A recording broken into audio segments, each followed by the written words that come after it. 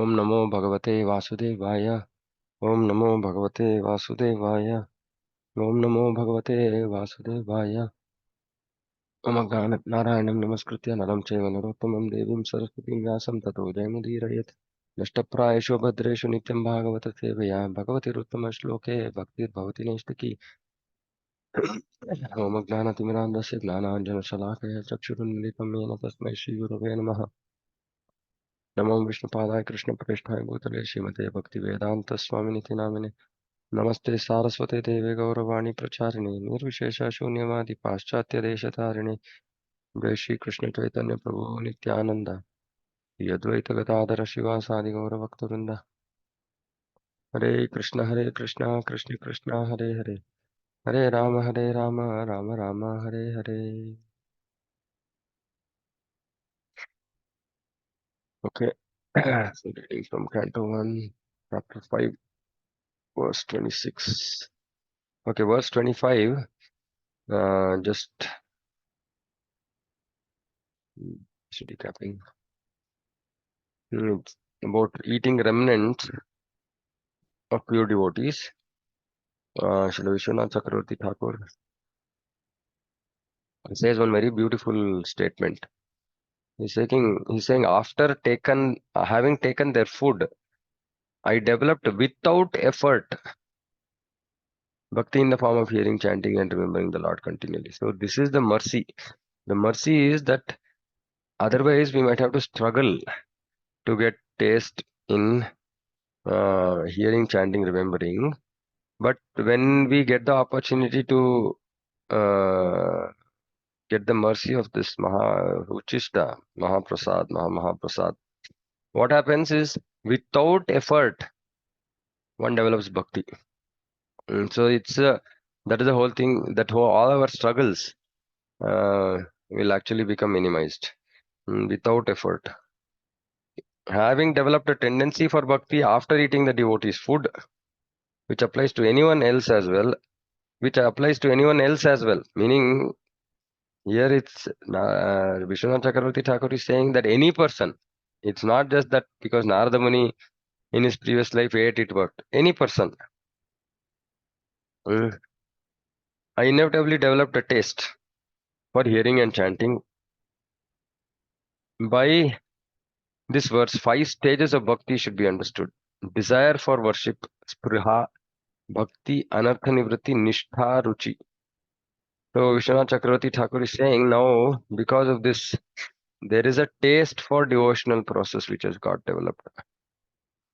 So this eva atma ruchihi prajayate. Eva atma ruchihi prajayate. So this ruchi is transcendental attraction, or technically it is the stage of ruchi after nishta ruchi. So two things. That's why these verses are very, very important. Two things this boy has done so far, and he has come to the stage of ruchi. What all has he done so far? Simple things he has done. Two things. So what was the first verse? First verse was he simply got the mercy of those pure devotees because he was serving them. So first he was serving those pure devotees and he developed good qualities, which means that he came up to the stage of anartha nivritti, right? Simply by serving those devotees, nothing else. Second, just by taking their remnants, he came to the stage of ruchi. So we can understand how powerful, why there is so much emphasis on this devotee association. Just see how powerful, visibly, just two steps. Serving them, hearing from them, taking their remnants. One can cross over the most difficult part of our bhakti, which is anartha nivritti. It is the most difficult, takes the longest amount of time. And this boy so easily, simply Serving pure Vaishnavas, taking their remnants. And that is why actually I what I do is anybody, any devotee who is served a very senior, exalted, pure Vaishnava for any amount of time. Maybe it is 1 day, maybe it is 5 days, maybe it is 10 days, maybe it is few months, maybe it is many years. Simply we have to, first of all, we have to understand that they've got the mercy, because when they are with such few devotees, they would have served those devotees. Obviously, they would have opportunities to, accept the uchishta, the remnants. So, which means that they have become patra, eligible for that mercy. So, we should absolutely respect them and also try to serve them, um, because they're just fortunate souls. And I've seen that I've seen those many such devotees who've been, either like personal servants of Maharaj, secretary, etc., etc. After they finish that seva, they come out and they get into any kind of difficulties in their life. That little personal service that they would have done will pull them through all those difficulties. Because the mercy of those pure devotees still continue, because they are so obliged that somebody served them personally, that the mercy still continues. So fortunate are those souls who get the opportunity to personally serve these great exalted Vaishnavas. And so we should also be looking for this opportunity somehow. Yena kena prakarena. Anyhow, by any means, we should serve these great devotees and definitely accept their remnants. And always be open. Ear has to be open. Mouth has to be closed when we are in front of pure devotees. This is a very, very important thing we have to remember. If mouth is open, ear becomes closed, and then nothing is going to happen. Like last class we were discussing now, I was realizing that how come even though there are devotees who might be in the association of great Vaishnavas, like Chotari Das was in the association of Chaitanya Mahaprabhu, still he fell. I realized that people close their ears. That is a problem. So when we close our ears, then we don't get any benefit from that association, because so much emphasis is given to Shravanam.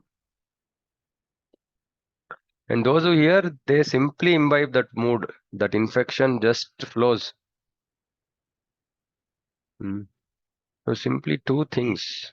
So please always look out for these opportunities. Opportunity to serve pure devotee, hear from pure devotees, accepting their remnants. It will change our life. It will make practicing bhakti very, very easy. Without effort, one will practice bhakti. And without effort, this boy has come to Ruchi by just these two things. So powerful. That is why these verses are very, very. I mean, first time I read them, it was like a mind blowing, power of pure devotee association. It was very, very clear. Okay, I'll move further. 1526. तत्रान्वहं कृष्णकथाः प्रगायताम् अनुग्रहेण शृण्वन् मनोहराः ताः श्रद्धया मेऽनुपदं विशृण्वतः Priyashravasyangamamabhavatruchihi. O Vyasadeva, in that association, and by the mercy of those great Vedantis, I could hear them describe the attractive activities of Lord Krishna. So, serving them, accepting their remnants, hearing, and thus listening attentively is very, very important. Listening attentively. Taste for hearing of personal devoted increased at every step.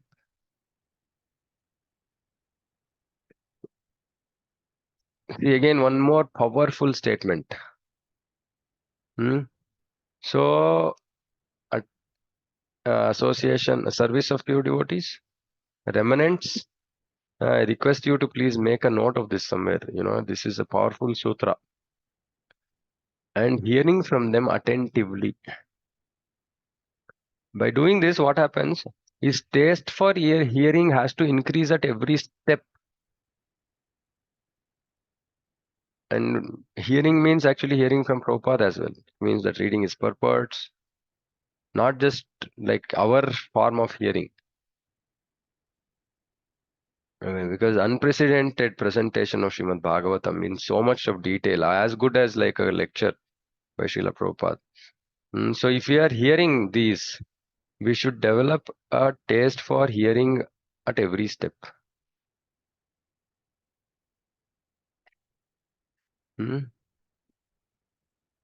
Purport: Lord Sri Krishna, the absolute person of Godhead, is attractive not only in his personal features but also in his transcendental activities.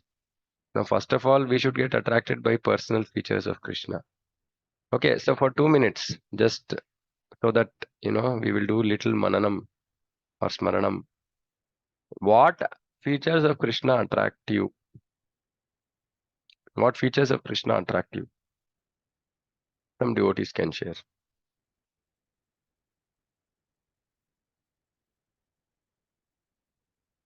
Anybody?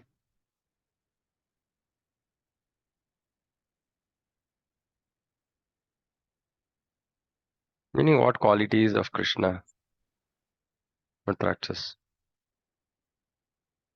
Hare Krishna. Yeah. Prabhu, Krishna's transcendental body, like from head to toe, everything is attractive. Okay. Okay. Form. Okay. Then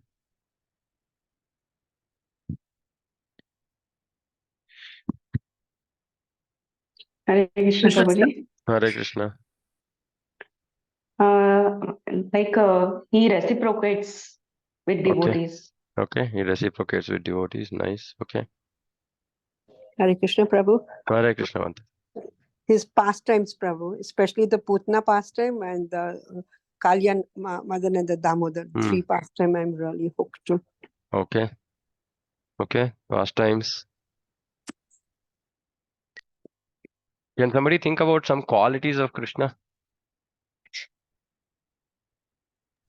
Krishna's love, compassion, and his care he shows towards his devotees and his friends and everybody, Prabhu. And Krishna's love, compassion, and care. Okay. Okay, it's a very huge one. Okay.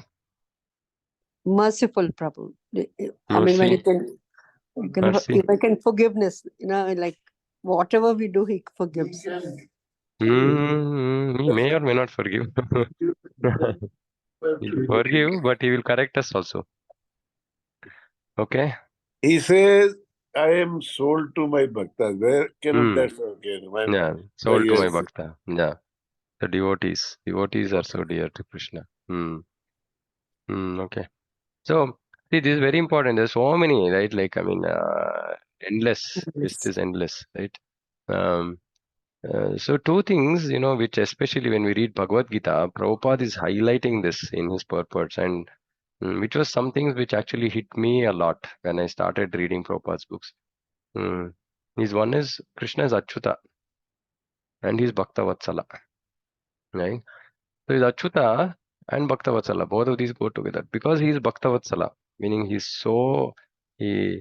Vatsalya, like, that love, parental love, care, like what Pratyusha Mataji was saying.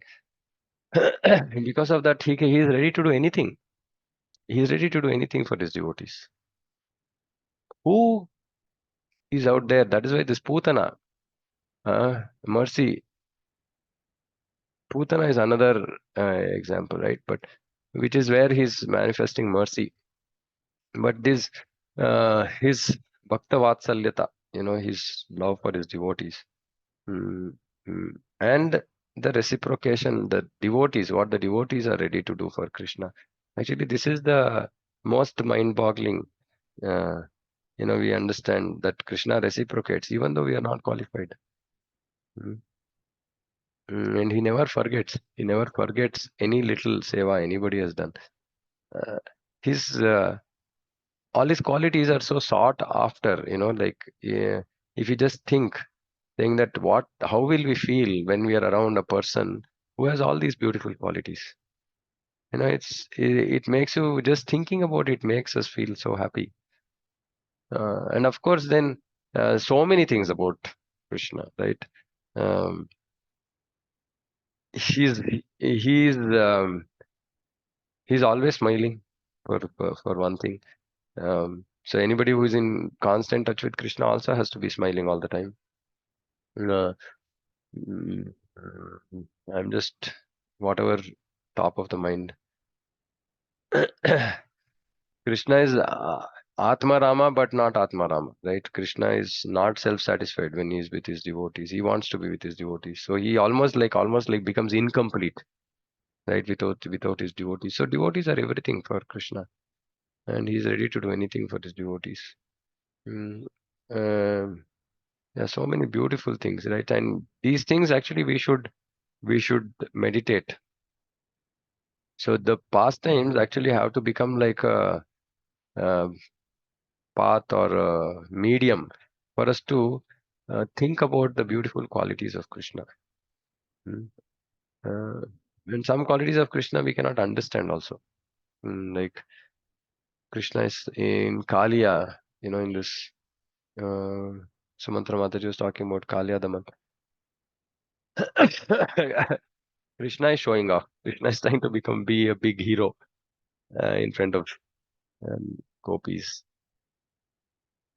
So every aspect of Krishna, literally, I mean, every activity starting from, of course, his beautiful pastimes in Vrindavan are Madhurya, right? Sweet. Uh, but even other activities outside, in every activity, Krishna is so unique. Krishna is in Dwaraka, but he cannot forget his Vrindavan devotees. So he's lamenting every day. And just imagine Supreme Lord lamenting. May I And interrupt you here, Prabhu? yeah, please. Prabhu, when you said meditation, it is about his pastimes also. But in our lives also, many a times we can see that Krishna has done so many miracles. Yeah. So that can we include that, because Yeah, absolutely. I mean, whatever helps us to glorify, remember Krishna, right? But the only caveat there is that as long as the focus is not us and him, and the focus is on him, then it's absolutely fine. Sometimes, when we are thinking about anything in conjunction with us, at least, I mean, I see the focus somewhat comes on us again and again, right? So it's absolutely good, right? Because we are able to understand Krishna's various qualities, and we are able to appreciate his qualities, and how benevolent he is. How absolutely we can. But what the pastimes in Bhagavatam, what they reveal is a lot more, because there are a lot more qualities possibly. So these can be added as well. Absolutely, we can add them. No issue. So anyway, so this is a nice, like, one statement which can just help us. Just statements like these are very, very, because whenever the one word which really attracts me is this attraction to Krishna, and that ruchi is what is important. That is the cornerstone. While we might be talking about, material sense gratification, this, that, and all that, many a times I've emphasized this: don't focus on the negative. Vishya vinivartante niraharasya dehinah rasavarjam rasopyasya param drishtva nivartate. So the most important thing is this attraction to Krishna. Hare Krishna Prabhu, can I just interfere? Yeah, yes, Prabhuji, just continuing with what Mataji said, like when we think about the material, this thing, it becomes more gratitude. But when you're thinking of his pastimes and meditating, it becomes more devotional service. Okay. I mean, many times, like, even we think about, oh, Krishna helped us, yeah, like we got saved, yeah. But I feel that becomes more it becomes more gratitude towards him, a more leaning on to him more than a devotional. I could be wrong, but it's just a thought I'm sharing. Yeah.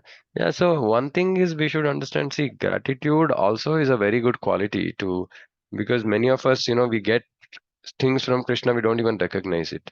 right? So first good thing is to actually feel that gratitude, saying that I am worthless and Krishna is still doing so many things, right? And that can be actually become the impetus for us to push us to the next level of actually, wanting to hear about him more and glorify him more. But that gratitude is a very nice quality to actually have, and think that, see, I am worthless. Still, Krishna is doing so much of one. He is Bhakta Vatsala. Second thing is, what am I doing? What am I doing in return? So it can help us actually become. This is one of the things which actually has helped me, uh, surrender more and more to Krishna, try and do more and more. Because I keep seeing that every now and then Krishna keeps doing so many things. I said, like, what am I doing? Why can't I do more? Why can't I try to serve more? Why can't I try to commit more? Right? So that gratitude actually can be a platform on which we can actually, what should we say? Hmm. Many a times we are always trying to be within our comfort zone. Hmm. We any service we take up, we want to be within our comfort zone. So we say, okay, take up some service. Somebody says something, we'll say, maybe it's not possible, right? Now we should stop this, right? We should always remember Prabhupada said, what is the difficulty?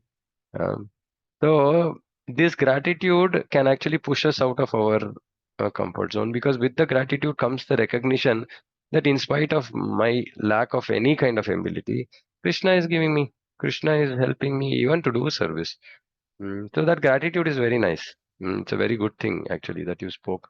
Gratitude can actually propel us, in this, and taking up more and more for the pleasure of Guru and Krishna.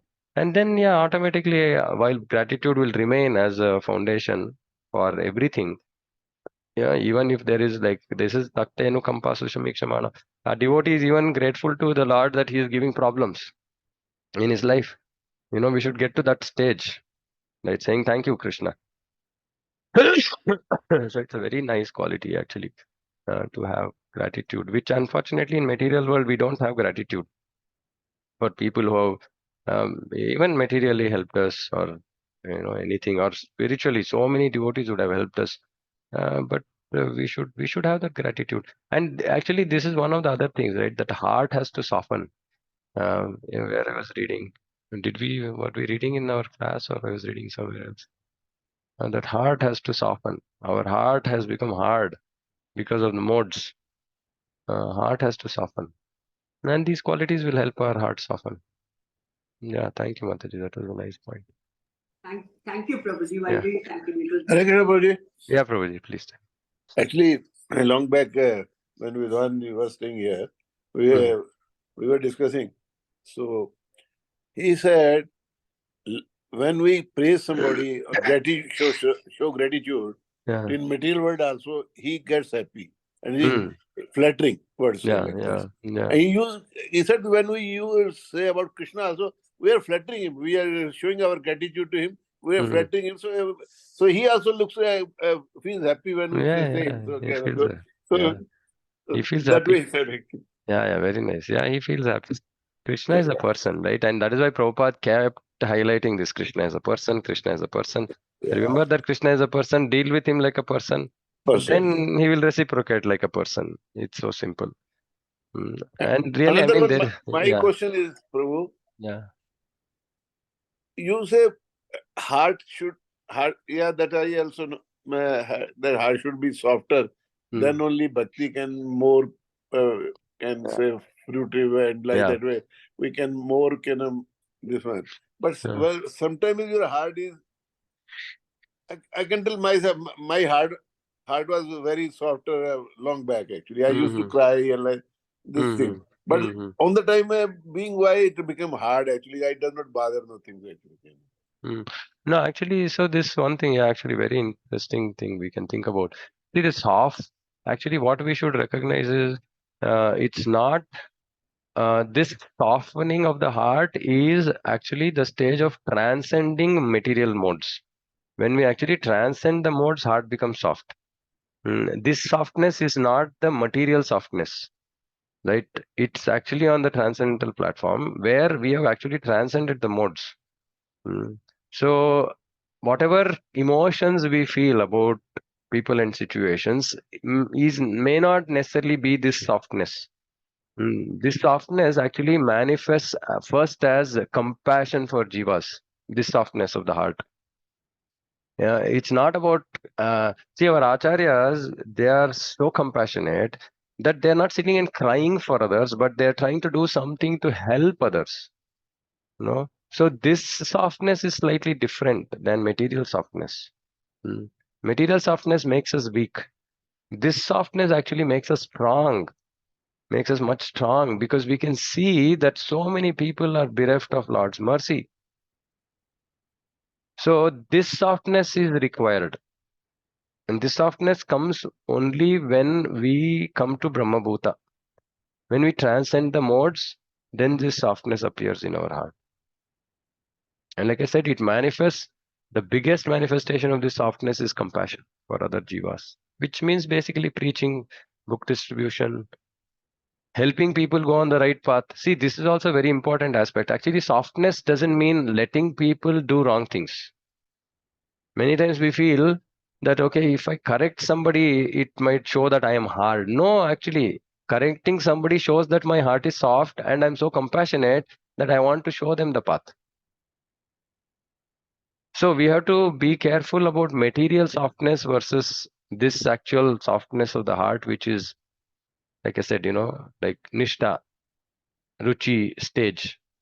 This softness will manifest. And in that softness, actually, Vishwanath Chakravarti Thakur only here. Here, previous verse. That's what I was thinking, where which is one ray of. So when bhava arises, he is saying here that it softens the heart. And what is the characteristic of this softening the heart? Is desire to meet, serve, and exchange love with the Lord. So, and automatically on the from a Chaitanya Mahaprabhu's mission perspective, it translates as compassion, right? But in our heart, the heart has become soft, because of that, what is happening? Our desire to meet, serve, exchange love with the Lord, which means that our relationship with Krishna is becoming stronger and stronger. That is the sign of that softness.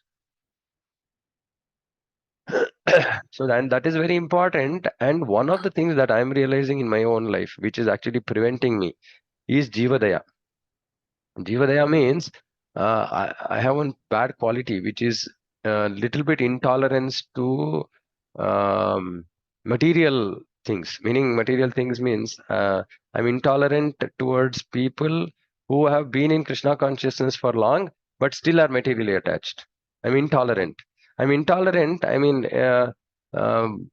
mainly because I'm feeling bad for them that they're still entangled. But it manifests. It manifests in a form that is not consumable by people. For example, somebody was telling me, saying that we are afraid to come and tell you, right? So then realized, saying that though my intentions are good, my that this one has become like a deterrent. So this is lack of jivadaya. Jivadaya actually manifests that actually in the stage of softness, when the jivadaya comes out in a way that can be accepted and consumed by the other people. So this is what the great devotees show. So we are in a very early stage of all these qualities, so we can understand there is contamination as well coming along. But it is not just that saying accepting yes, yes, yes, okay to anything and everything also, but at the same time, correcting people in a way that they can actually understand, accept wholeheartedly is also a manifestation of Jivadaya. And that without that Jivadaya, this softness will not come. Heart will remain hard. So point I'm saying is making is that these are all kind of connected, and it is all on the transcendental platform. It's not on the material platform, right? So it doesn't manifest necessarily as crying. It manifests as action. It manifests as offering ourselves at the lotus feet of Guru and Krishna, so that we can preach, we can spread the movement, like that. And on the other side, it will manifest as desires to meet, serve, and exchange love with the Lord, like Srila Vishwanath Chakravarti Thakur is saying here. Prabhu, just connected to this only. Yeah. It says connected with this, two questions is there. Yeah. My can be a reason that my reading has reduced, because when I feel that my heart was softer in my bhajana also, and like that way, my reading was high, very good that time. I used to read many hours now. And when I started Bhagavatam reading, actually, it was not Prabhupada. Somebody gave me of some Dograji Maharaj Bhagavatam. I was so attached to that Bhagavatam. I used to read, somebody came in Delhi, and I was telling to, that time I was staying in Punjab. Whole night I was in train, I was reading their Bhagavatam. And it was so interesting, day, night, I used to read about 700-800 pages there. I was before coming to ISKCON, about 300-400, 3-4 days I completed. Then again I started. Yeah. So then again it became slowly, my reading became for spiritual books more. And then when I came to ISKCON also, my reading was more. But I don't know, by the time, sometimes because of sickness or some this problem, that problem, my reading gone down. So that can be also a reason of heart change or something.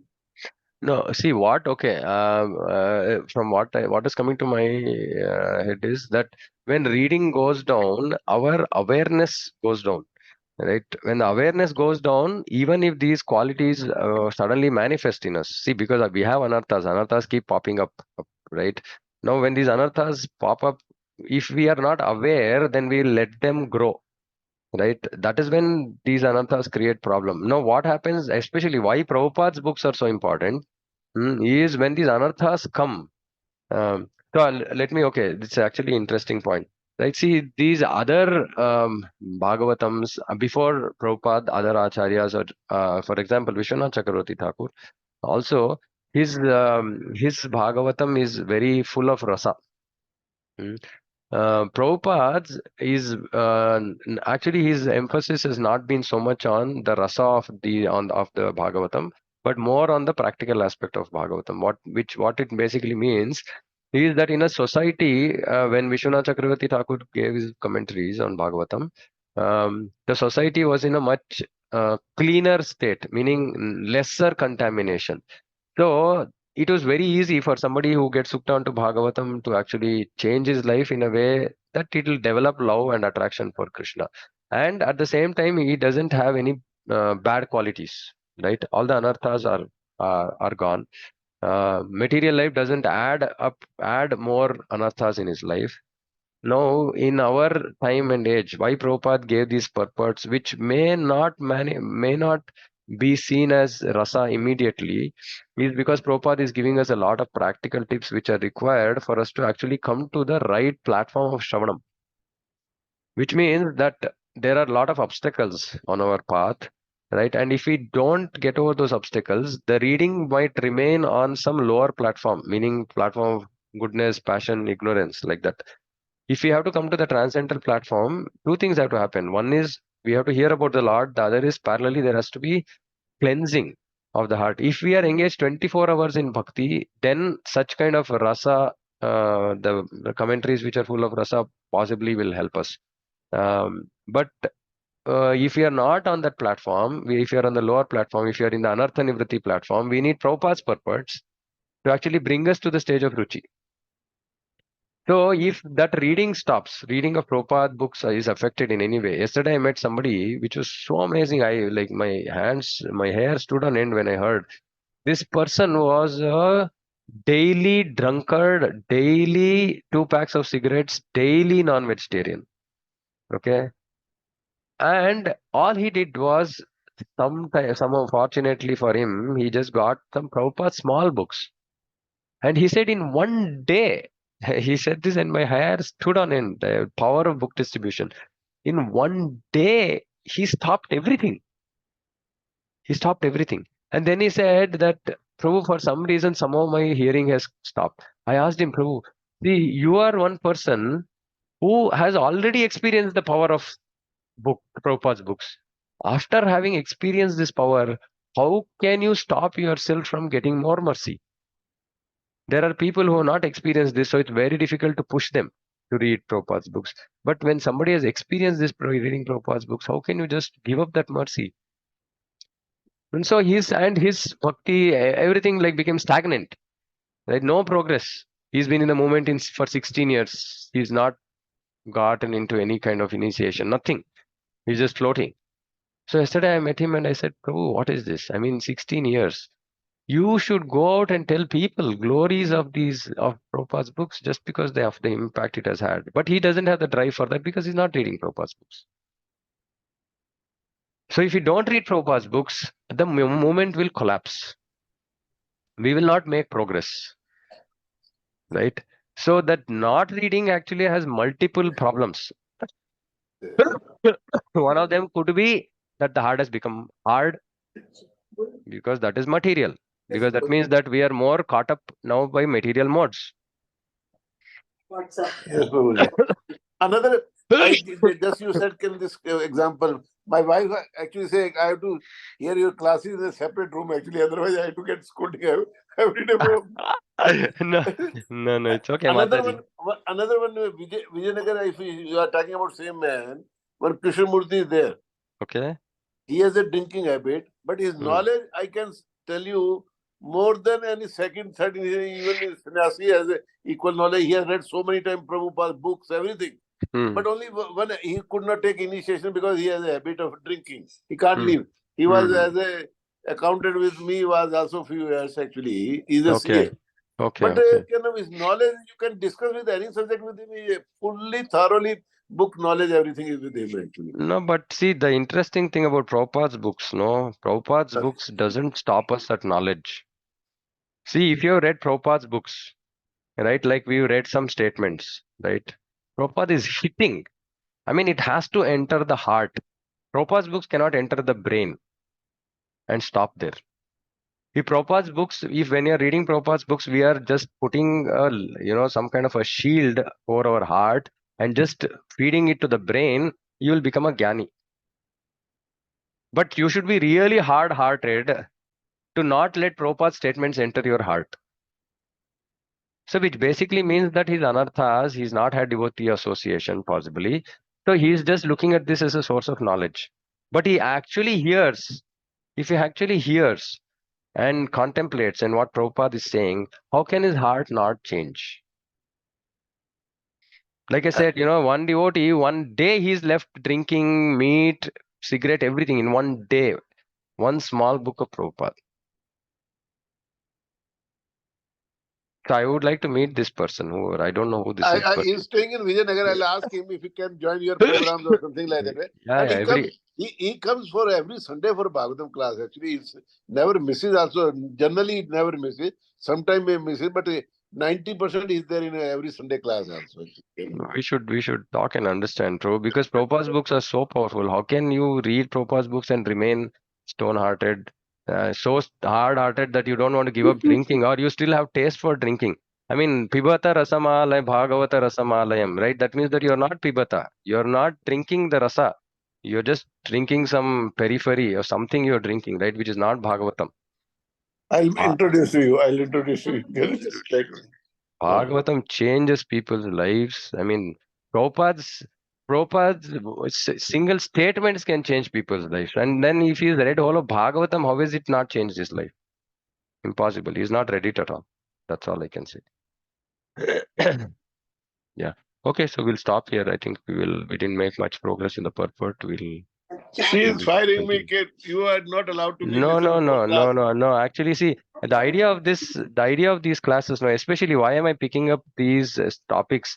Actually, the more and more we get into the depth of these topics, right? The more and more it will have an impact, because even when I am speaking, I am getting impacted by what we are discussing, by going into the depth of what Prabhupada is saying.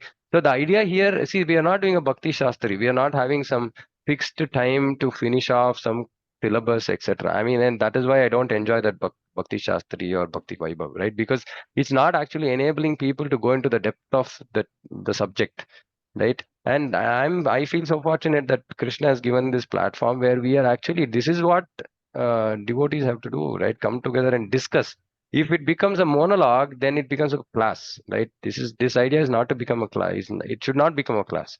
And I'm so happy that it's transformed from being a class to a discussion, because each and everything that Prabhupada has said, each and every devotee will have a different way of understanding, different way of looking at it. And it is always nice to, hear and, enrich ourselves with. So I'm absolutely happy, I don't know, Mataji. Uh, Mataji, you have to let Prabhu speak. It's actually nice, right? You and Prabhu are helping the class in more discussions, and I'm sure all of us are being benefited. So there's No, no, no Prabhu, harm it's a in. privilege. Like, at least we are able to. I for the first time in so many years, I'm able to speak out my doubts, my, like my even in years of what I've learned and what I've seen. Like, it is giving me a chance also to experience things which is big. Yeah, so we'll keep it that way, Mataji. We'll let Thank Prabhu you. also. We'll Thank leave you, it Prabhu. that. Yes. Okay. He Okay. hijacks your classes. Yeah. Thank you, Prabhu. Okay. Thank you. Okay, we'll stop Hare here. Krishna. Thank Hare you. Krishna. Srimad Dandavat Bhagavatam. Pranam, Prabhu. Dandavat Mataji. Srimad Bhagavatam ki jai, Jagat Guru Srila Prabhupada ki jai, Vancha Kalpatarubhyascha Kripa Sindhubhyo vacha, Patitanam Pavanebhyo Vaishnavebhyo Namo Namaha. Krishna ki jai. Hare Krishna. Hare Krishna, Prabhu. Hare Krishna.